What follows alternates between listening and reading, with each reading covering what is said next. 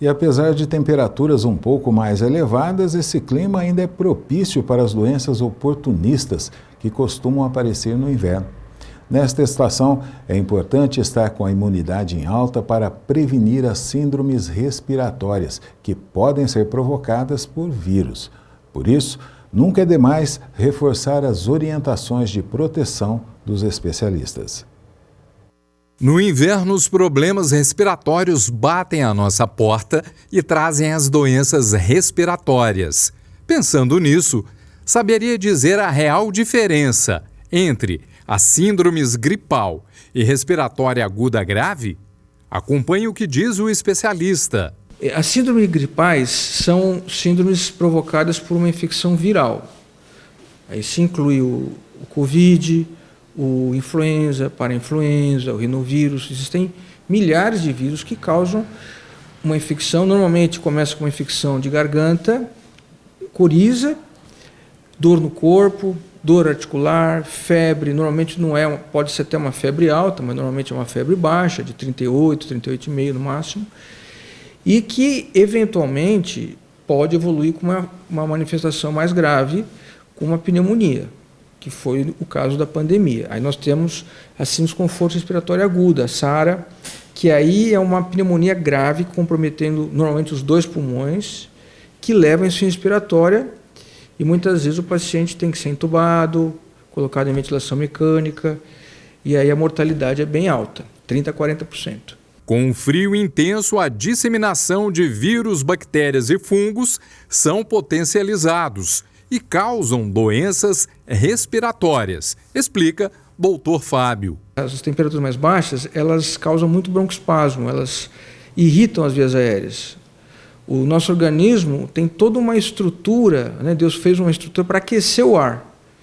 Começa pelo nariz, então quem respira pelo nariz, por exemplo, fica mais protegido.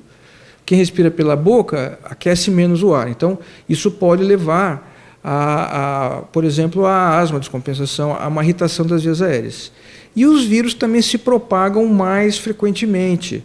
As pessoas ficam mais próximas, ficam mais com as janelas fechadas, pelo frio. Nós temos também um aumento dos quadros alérgicos. As pessoas usam mais blusas, que ficam mais tempo guardadas nos guarda-roupas. Essas blusas acabam acumulando ácaro e outros poluentes, muitas vezes micose, infiltração. Tudo isso aumenta a chance de fenômenos alérgicos que causam as descompensações aliadas às infecções respiratórias. Dr. Fábio Gomes alerta sobre os riscos da automedicação e das receitas caseiras que circulam livremente pela internet. Então, o ideal seria que as pessoas buscassem evidências científicas comprovadas. E existe um trabalho muito grande por trás disso.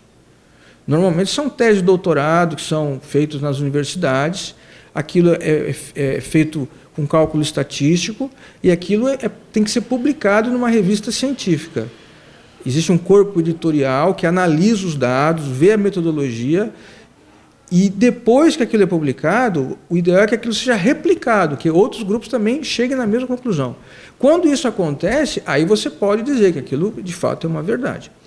Mas não é o que nós temos hoje. Então, cada um dá a sua opinião, cada um faz o que quer, e isso às vezes atrapalha, porque o paciente começa a fazer um tratamento alternativo, e isso atrasa o tratamento eficiente. E às vezes ele chega numa condição mais grave no hospital. O que nós sugerimos é boa alimentação. Então, o que é boa alimentação? Verduras, legumes, frutas, alimentos saudáveis como arroz e feijão, é uma combinação excelente, carne, frango, peixe. Evitar alimentos embutidos, por exemplo, mortadela, salame, salsicha. Esses alimentos têm muitos conservantes que são até cancerígenos, aumentam o risco de câncer do intestino. E esses alimentos que eu mencionei, os legumes, as verduras, eles têm antioxidantes também. Então, eles melhoram o sistema imunológico, retardam o envelhecimento. Se a gente pensar no japonês de 100 anos, eles comem o quê? Legumes e peixes, é o que eles comem. Isso é muito importante. Uma boa noite de sono também é importante, dormir bem, evitar ficar noites poucas horas de sono. Hoje, com com as atividades, as pessoas dormem 4, 5 horas, às vezes até menos, e isso acaba provocando uma diminuição da imunidade.